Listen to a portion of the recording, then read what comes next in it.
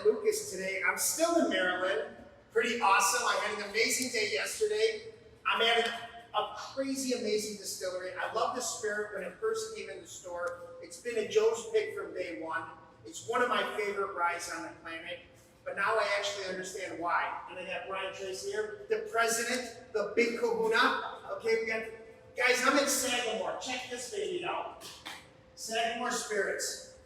And what was amazing today, we spent the whole day on the farm. My wife's on the camera.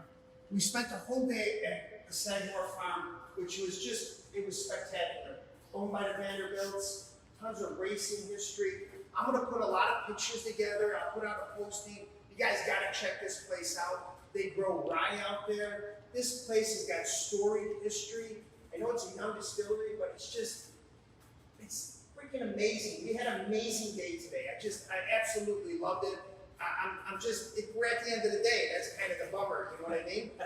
But let's teach everybody what we saw today. I want you guys to see this and why I think this is a special spirit. And when we're learning rye, we either get that really punchy rye, or we get those ryes that they just taste really well. And I really want you to understand that. You know, with that smoothness, you get that little rye spice, you get that caramel through the middle and that nice finish. And that's what Sagamore is. Yeah. Okay? It's a Maryland style rye. But let's talk about what we have here. Babe, come here for a second. And we're gonna go up top, guys. We're gonna walk you through this distillery real quick so you get an opportunity. Look at the size of this still. It's amazing. I mean, but we're gonna go all the way up and we're gonna talk about its production so you can see and understand. And then back here, this is not a common thing. It's just beautiful. This distillery is amazing. These are called doublers. Correct. And look how beautiful they are. And we're going to talk about, I'm going to show you guys one thing. You got to come here. My ADD kicked in. Come with me for a second. Let's go through here, okay? So we also, through the day today, we've been testing all these like experimental bottles and stuff. And I was like, well, what do you make them? When you're a giant distillery and you're doing this, check this out. This guy's amazing. This is where they do it. It's a smaller, I mean, these are distilleries that I've been to are just this. This is the test facility. This is where you get to run small batches. Tell me a little bit about that. So what made you do that? What was the reason that you went with just the smaller still? Yeah, we wanted the flexibility to learn as much as we can in R&D and innovate as often as we can. So we have the big still from Vendome, 40 feet tall, 24 inches in diameter, column still. You know, we can make 15 barrels a shift there. You know, we run off our 6,000 gallon cooker. Okay. We've got 9 6,500 gallon fermenters, we've seen a little bit, and our 8,000 gallon beer well. And then we've got Edgar, obviously for Edgar Allan Poe here in Baltimore. I love all the names. It's a 250 gallon pot still batch system, and we make half a barrel every 8 hours there. And so it's really fun, R&D, pilot, batch system, you know, and we're just always experimenting with different types of mash bills. And so doing it on a big scale, let's learn first a little bit, and if we really like it, we might go over there someday. Wait till we get up to the lab, and I show you that, because there's so many finishes we're able to try today. Unbelievable. And one is, it's a secret, but I'll talk to you about it. Come on. So as we came in, I went through this and I was looking at it and I thought this was super impressive. Like, wow, just a thought that went into it. And you worked with the head distiller, right, for MGB? Yep. What's his name? Larry Eversole. So a lot of influences in this distillery from that, and you can see it. You also can taste it. For those of you that haven't had this spirit, can't miss it. You need to at least have it one time, and you'll have it all the time. All right. Larry's the godfather of rye whiskey. Yes. He's more rye whiskey than anybody in the world, I think. And yeah, you know, it was an honor to work with him and develop this distillery in our mash bills. And it's awesome. I want to show you guys. If you come out here, check it out. They're huge building, and we're right on the ocean front, right? Check out Sagamore. That is amazing. They have a beautiful facility here. I was blown away. They got restaurant, bar, and facility for all kinds of stuff. A great gifts, everything. It's just amazing, and it's so well planned out. And it really is. Man, you feel like you want to be here, and I love that about that.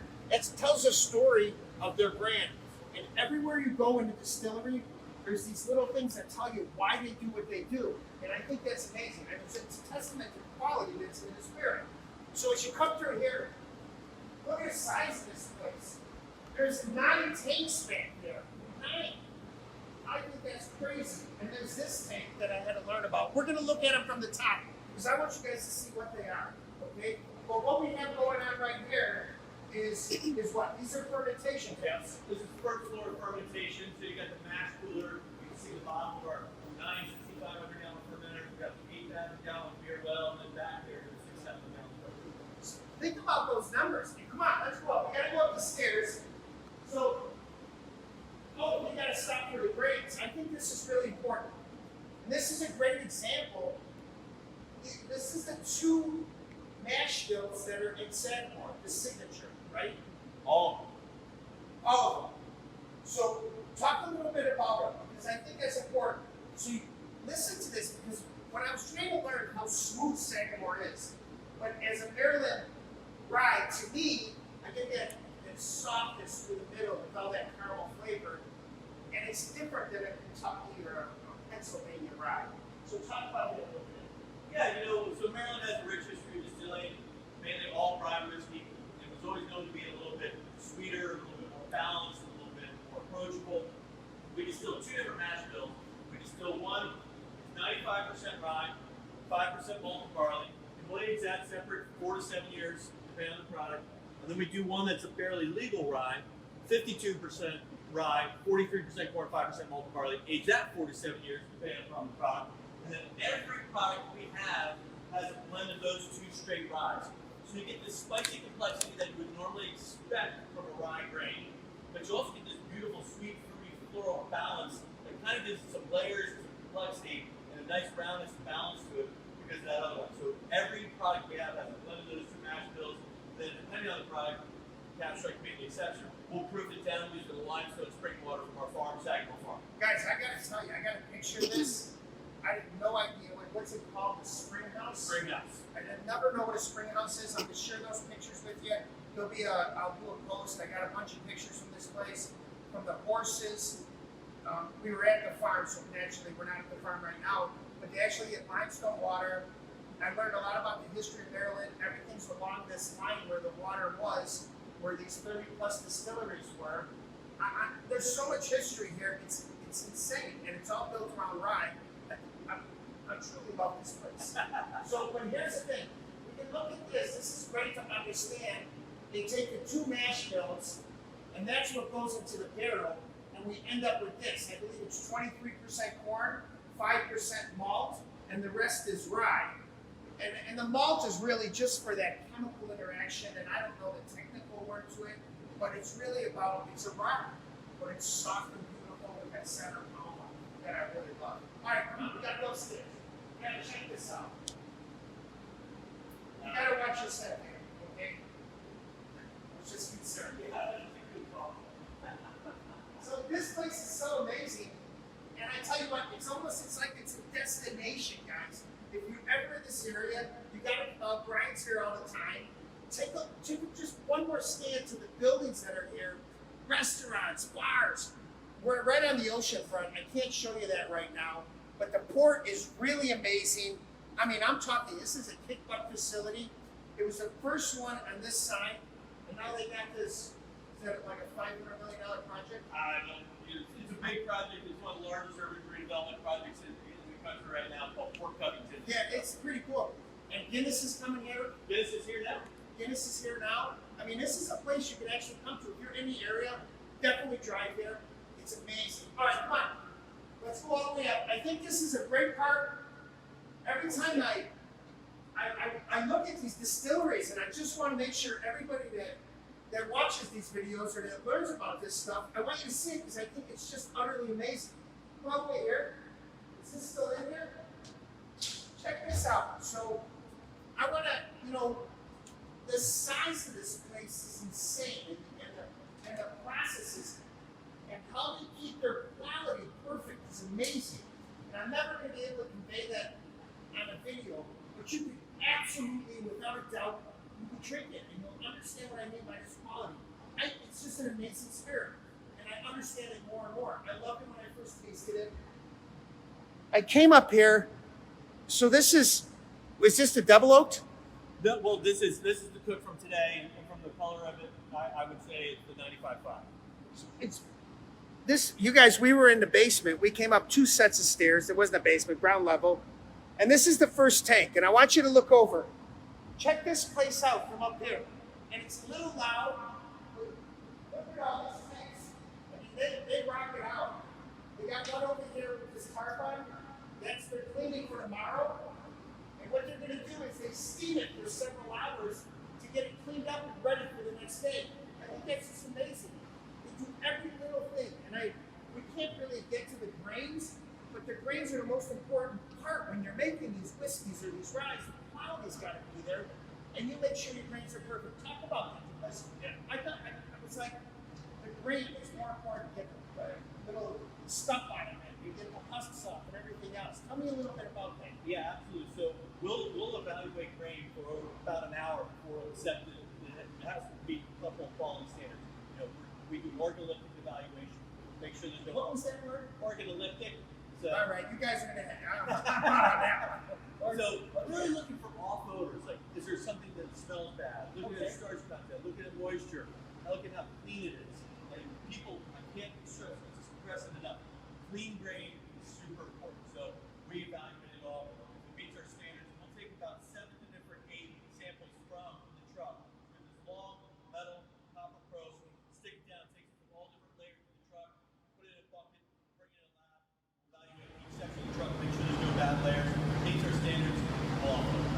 And we've talked about it, and they rejected stuff. And we talk about that, then they don't send bad stuff anymore. No, it doesn't really go well, but the good news is they stopped trying to send you back grain. I love that. You know what, I always want that. That's quality control. These are all things that you guys got to know when we drink these bottles and we fall in love with them, when we find out why there's so much care that goes into it. Hey, come over here. I want you to film over this. Please don't drop my phone. Guys, I wanted you to, I don't know if you've ever seen this or what it looks like, but what happens when fermentation comes in here, right? Those sugars are breaking, the yeast is breaking down, everything's happening in here.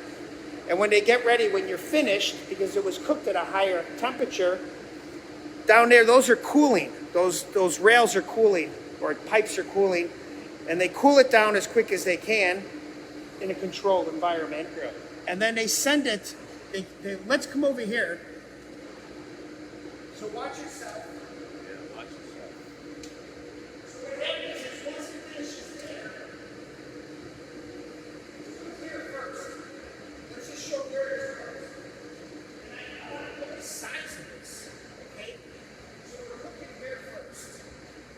And take a look inside. I want you guys to see inside because I want you to, for those of you that have never been in one of these distilleries, this place is just done and amazing. So the agitators in the center, and the pipes that are going around there, now this is the opposite. This is going to be done with steam, and it's going to heat it up, okay? So it heats it up here. We're going to ferment it for 3 days, and once it's finished fermenting, it's going to come over to this tank. And this is a tank. It's a big upside down tank. This is our beer well, 8,000 gallon beer well. 8,000 gallon and a beer well. For most people, so we can explain it, when this is being made, it's beer. Yep. It's a form of beer, about 6%, 7% alcohol. About 8 to 9. So we call it distiller's beer. Okay. So that's what we have. That's where we start. Before it gets distilled, we were looking at. And this pipe down here, that we come back to one more time. Because the idea behind this tank is continuous production. And this is where they get the efficiencies out to bring Sagamore at such a great price. That what happens is, it comes in here, and then when it gets low enough, they can fill it back up. And then they can keep the still going. And that's how you make an efficient, high-quality whiskey. That's good. Yeah, that's good. Pretty amazing, huh? We're running the next tour here. Okay, come on, let's check this out. This is so fun, guys. I wish I could bring everybody here. Maryland's across the country, and it's a big deal. But I'll tell you what. But my wife is sidetracked. That's okay, that happens. Okay, check this out. Scan up and down ceiling. This is freaking amazing. Look at that still. It's gorgeous. And this is the first time I probably had seen these before, but I want to show these to you. We're going to talk about them so you guys know what they are. Let me get a step stool for you, babe. So I want you to pull me in. I want you guys to see these. You see these 3 copper boxes? So, Brian, let's talk about these. So what do they do? What are they? You know, so were people really probably seeing them for the first time, most people, but what were they? So started in Prohibition. Yes. The whole thing. Well, the story behind it is really they're called spirit safes. They're not necessarily something you need for production, but back in the day during Prohibition, they would put locks on these, and then the federal government would be the only one that had a key to it, and then they would come by, take samples of your proof, and then try to figure out how much you owe in taxes. Now we still do it, use it a little bit for production. We will pull samples from here. We have a hydrometer in there for measuring proofs. So we have our low wines, our high wines, and our higher wines, and then we'll pull once it meets what we're looking for as far as quality and so forth. It'll come off this one before being pumped over to production and be filled in barrels. Does that self-fill up? Yes. It does. That's pretty cool. So what happens is, you guys can't see it, but there's a hole in here, right at the top. Yep. It goes in here and goes back. So it's constantly going when the system's running. Correct. It's pretty cool. I just wanted you to see that because I thought it was amazing. Plus, I like it. It's pretty sexy. Okay. Now look at this. Oh, man. Stacy, go down. Look down that way. Okay? Show them down that way. Look at, guys, this is 40 feet high. And it's perfect. This place is unbelievably perfect. And then straight up. Yeah, so this was built by Vendome. It took 12 guys over 1,200 hours to build by hand. It's 40 feet tall, 24 inches in diameter, 19 distillation trays, so it makes some of the purest, best whiskey you can make. And then runs up to 2 350-gallon doublers for basically our form of triple distillation. So, you know, I'm going to learn more about that. I got to learn that doublers and how does that. So, let's talk about it for a second. Where do they come in? So I understand it's getting cooked and it's coming up, and then where do the doublers come back? So through the first feed, comes through the top, through the first run, through the still. Then the second run through doubler number 1, where it'll raise the proof, polish the distillate, and then for the third run, doubler number 2, where it'll raise the proof again, polish it some more, and then through the higher ones, spirit safe, we'll evaluate it, and once it meets our standards, pumped over to the tanks over in production, where we'll go ahead and we'll do a barrel entry proof of which one. So it's triple distillation. Yep. Almost immediate. About an 8-hour shift, but yeah. But it bounces it. It just keeps going. Yep. I think that's amazing. You know, guys, we won't go to bottling, or we won't go to how they barrel fill, but I got pictures of everything, and I'm going to share them because it's just amazing. I mean, it's a giant place, and I didn't want to keep you on Facebook for 3 hours. But it's amazing. I mean, I have to walk to the other side of the distillery. But let's go to the lab. I think the lab is important. Can you do that? Yeah. Come on, wait. This is amazing. And when you take a look at, hey, so let's just stop here for a second. Take a look at this barrel. So this is a number 4 char? Correct. And even when you take a look at the stave, for those of you that have never seen what a number 4 char looks like, I just, there's it up close. And then Brian, tell me about this. So this is the first time I've seen them cut open. So what are we looking at right here with this line? This is what we call the red line. And then obviously during our hot summers, it'll push that whiskey out through the charcoal, filtering it out. And this can show you how far the whiskey actually goes out of the barrel before being pulled back in during the winter months. That's called the yummy line. That's where it's picking up all those beautiful wood sugars. And then for those of you, I know a lot of guys that see my videos, but what's this called? That's whiskey tea. So when we want to go, and I think we did a little bit of that today, we might have taken a sample out of a barrel or two, and that's a great way to do it. So we'll pop the bung, and we'll go ahead and use the whiskey tea. It's just a big copper straw. That's exactly go ahead and what it is. pull a few samples out. I love that. Okay, let's go. Come on, let's go this way. This is pretty cool, guys. This goes over kind of like how it starts, right? We got an oak tree, log, get the wood seasoned. they start to make the barrel. Anybody's seen them charred, it's pretty cool. Then you got a barrel, you fill it up. We go to the rick house. By the way, I got a ton of pictures for the rick houses. They have about 50,000 barrels. Is it 50? We have a capacity of just over 60,000. How many do you have filled right now? We're probably in the low mid-20s. Mid-20s. Oh, I thought it was a million. Yeah, it feels like it. I wish. There's so many barrels filled. This is pretty cool. This is good. And check this out. Flavor intakes from the barrel. Vanilla, oak, caramel. This is where we all learn, right? None of us an expert. I don't believe anyone's an expert. How do we get, what's most important? Aging factors. We talk about temperature. In the height of the rick house, we get a little more angel share. Lower in the rick house, a little bit less. Humidity, time, critical. Evaporation, we're talking about angel share right here. Absorption, look at that red line that I've never seen. I've never seen a barrel cut open. I love that. It's amazing. Feeding is very important because that's where we do our research and development. That's correct. That's what I call it. Yes. And then the barrel dump, and then of course into an amazing Sagamore whiskey. All right, let's go this way. And I love these guys around the distillery. There's all these sayings, like just the way they treat the employees, everything here. It's about homegrown, man. I really love it. The farming.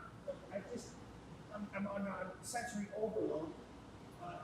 That's pretty Maryland rye whiskey. There's actually a story behind this and how it all started, and I learned about it, and I'll have to share it with you. But a lot of these distilleries are gone, and now they're all coming back. It's crazy. All right, come on. Let's go down here. Another set of stairs. So this will give us, we have a 30-second pause if anyone needs to run to the restroom.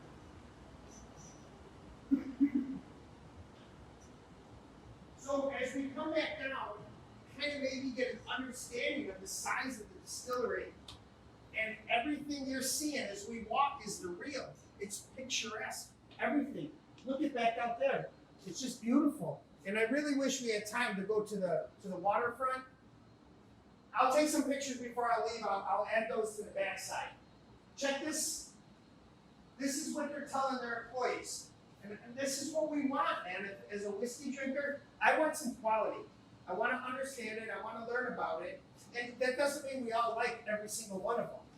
So I came in here. My favorite room of the distillery is where we do research and development. That's correct. Okay? And check this out. This is where we really want to learn. And we want to see how these brands differentiate themselves. So, Brian, let me go right behind you. So we got earphones up here, and we got these little tasting stations. So tell me about these, Brian, because I thought this was fascinating. Yeah, these are our sensory booths. So teammates will come in here, and they'll evaluate different products, different distillates, and so forth. And we'll gather data. We have over 75. You see new distillate coming out. They're getting ready to taste it. What an art to making whiskey. Babe, will you look over here, right here? So those are new distillates, right? So this is the runoff the beer still. Okay. This is runoff doubler number 1.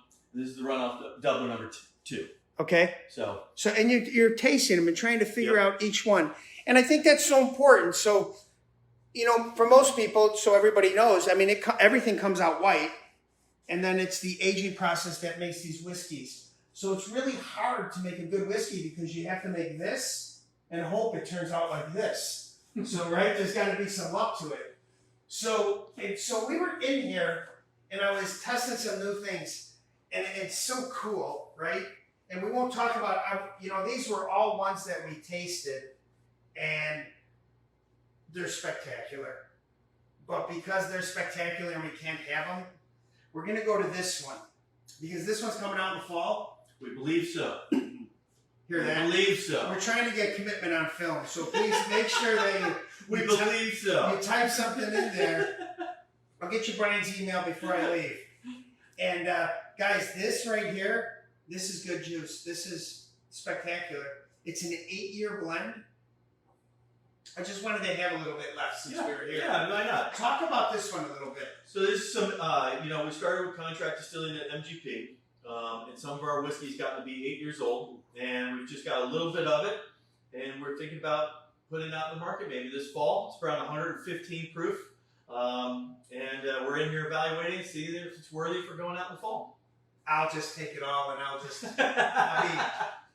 because I know it's not going to be a lot, but it's something really to learn about Sagamore, MGP and contract MGP and everything like that. So we want to talk about it so people understand it. MGP sells in a catalog. Well, I love MGP, by the way, so there's not a negative to here. I think if you have good whiskey, you have good whiskey. I don't really care where it's made. But what Sagamore does is they actually contract. So they use their ingredients and they basically rent those stills. They don't do that anymore, but that's the leftover. That's how we got started while we were building out this place. And they were great partners. But we're thrilled to be having it in-house and look for our product soon. But I will only tell you that we're not going to have a lot of this. No, that's not going to be. There's not much left. All right, guys, it's a 100%er for me. It's definitely a 100%er. But now what I think is really cool is these stills are rocking. The product here is amazing. I tasted it. It's been, and I always say this, it's been a Joe's pick from day one because it's one of my favorite ryes, and I don't have to back down from that. It still is. And now that I've learned the history of this place, I am psyched about it. And I tell you what, you guys, anyone wants to come out here, you have family out here, you're visiting Maryland, you got to tell me. I'm going to call Brian. I know he'll take care of you, walk you through this tour. This tour is insanely awesome. And there's whiskey here, too. Just say you know Joe. See? Just say you know Joe. Make sure you guys do that. Hey, at the end of the day, that's what I have for you today. I don't want to keep on going because we got to walk all over this place. But always, I truly mean this. Thanks for shopping at Lucas, one bottle at a time. We truly appreciate your business. You guys have an amazing day. Don't forget to like and follow us. Drink some Sagamore. We'll talk to you soon. Cheers.